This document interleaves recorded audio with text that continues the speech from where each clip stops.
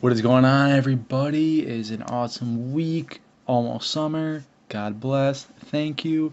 And I, Fire Eater Maxwell, am to tell you guys a story and give you some gameplay. So sit back, relax, and enjoy.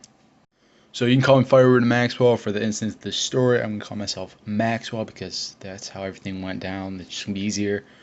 So this happened when I was in middle school. It started off when I was in a musical. Don't make fun of me. It was awesome being in it.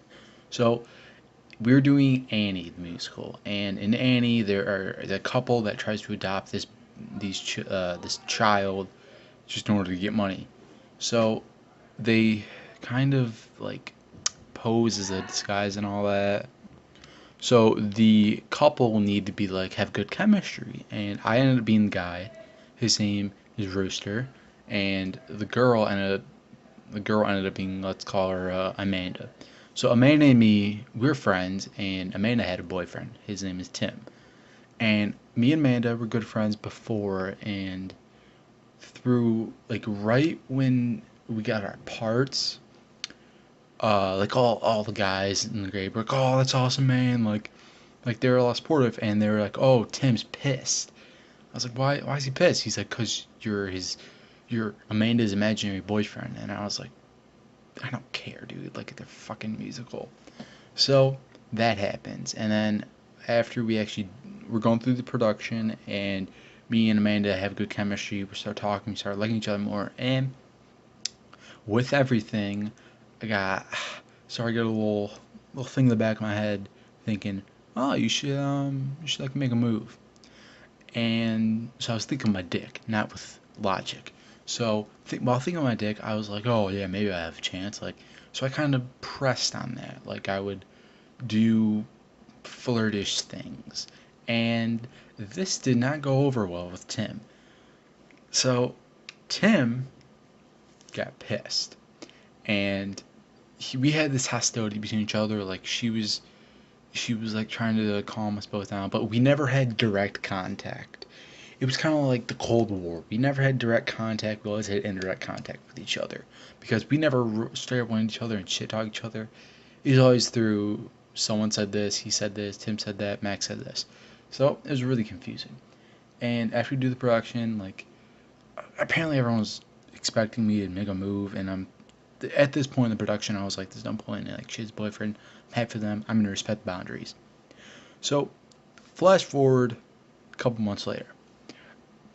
This was the uh, fight between Mayweather and Pacquiao, and me and my buddy made a bet, and the bet was I said Pacquiao was going to win, he said Mayweather was going to win, and the bet was, oh, I'll pay. He said like if you lose, you have to ask Amanda. Like, it's a joke because she knew that I liked her a lot, and she knew the hostility between me and Tim, and like his was like pay me $5 or something stupid. So obviously I had the better end of it.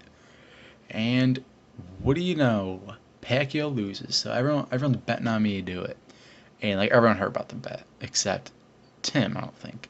So I'm at my locker. Everyone's like, "Oh, like you're gonna do it." And at this point in Tim and Amanda's relationship, they broke. They were taking a break, quote unquote. So it was perfect. It was perfect scenario. So everyone's expecting me to do it, and this was that day that they kind of announced they're breaking up to their friends. So everyone's all hyped up for me. So I'm at my locker. I have a top locker. I'm doing my combination, and there's probably like three guys on my left, three guys on my right. Like it's pretty crowded if you ever use the locker, obviously. And everyone's like, "Oh, when are you doing? Like, when are you doing the bet?" Like, and Tim was like, looked at me. He's like, "Oh, Max, what's the bet?" And I just sort of look at him, and I was like, "Oh, I don't know." Because I'm not gonna fucking tell the dude. It's stupid. It's like telling a cop that you're speeding when you were. Like, you don't do that. So I do my combination, and he kind of turns away for a minute and then turns back. But I don't look at him. I'm looking at my locker, doing my combination, open up my locker, and I'm looking at my locker, getting stuff out of my locker. And I just hear this, like, calm, threatening whisper in my ear say, "You better not be serious." And kind of walk away, and I kind of looked over, and one of my friends heard this, and we kind of looked at each other and kind of like laughed, and I was like, oh shit. So that threat happened, and from then on,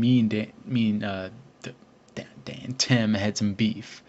Uh, so Tim and me didn't like each other for a while, and at this like event that our neighborhood has, Tim was going there, and my buddy expected me to fight Tim that day.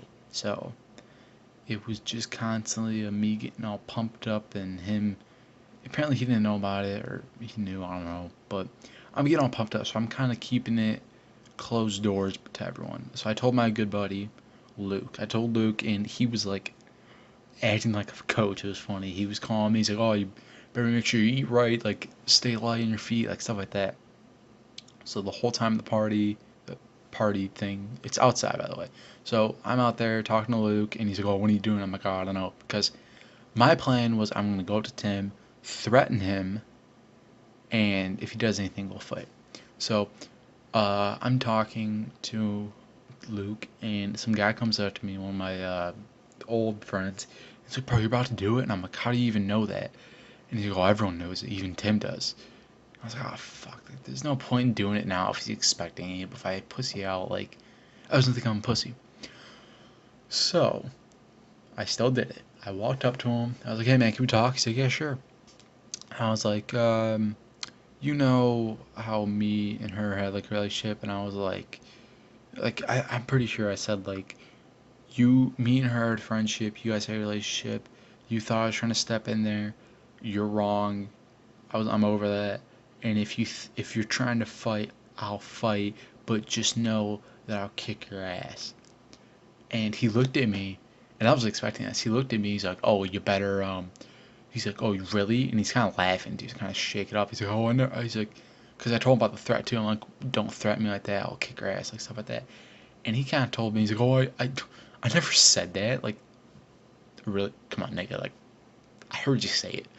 And I was like, "All right, believe what you want, man. Like, I'd win this if we were in a fight." And he's like, "Oh, um, you better watch it because you may get scratched up." Scratched up. What are you, a fucking cat? Who says scratched up nowadays? So I kind of looked at him and I was like, "Yeah, whatever, man. Just watch it." So I walk away, and then the whole fucking night, everyone was all pissed at me because like, "Oh, you're so like this, and this," and I saw Amanda. She kind of looked at me, me and her made eye contact, and I waved at her. She looked at me with the meanest look ever, and kind of just shrugged me off, and like walked away. So nothing happened that night. It was really unfortunate.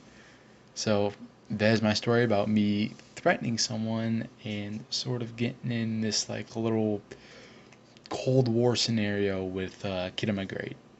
So thank you guys for getting through this whole story and listening to it. I know it may have kind of seemed not that eventful, but I enjoy this story because it was pretty good chunk of my middle school life.